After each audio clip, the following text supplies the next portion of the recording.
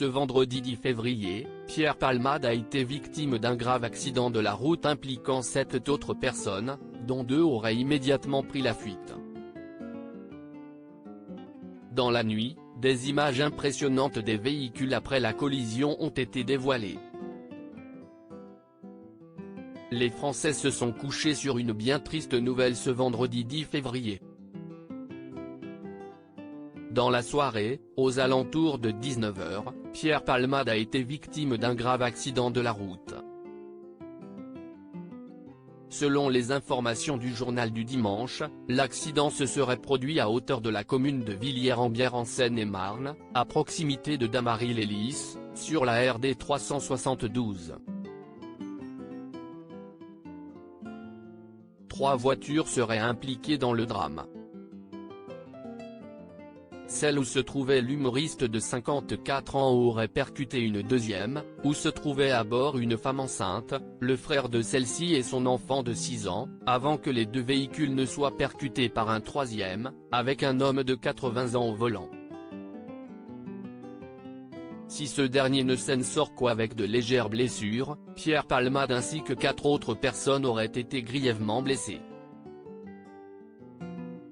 Pour ce qui est du légendaire acolyte de Michel Larocque, dont 2 passagers auraient immédiatement pris la fuite, il serait actuellement entre la vie et la mort. Bien qu'ayant dû être désincarcéré de sa voiture, il serait conscient. 2 voitures ont été complètement détruites selon Le Parisien. Pierre Palmade aurait été transporté vers l'hôpital Bicêtre au Kremlin-Bicêtre, Val-de-Marne. Il souffrirait, d'après Le Figaro, d'une fracture du fémur et du tibia et possiblement d'une hémorragie interne. Un bilan qui paraît presque miraculeux à la vue des images des voitures endommagées. Dans la nuit, le journaliste de France 2 Thomas Cuigny a en effet dévoilé des vidéos des dépanneuses dégageant les véhicules de la route, et celles-ci sont terrifiantes. Sur les 3 voitures, 2 sont complètement détruites, principalement au niveau de l'avant. Pour l'heure, l'inquiétude est évidemment vive. Plusieurs célébrités proches de Pierre Palmade ont même pris la parole pour faire part de leur désarroi.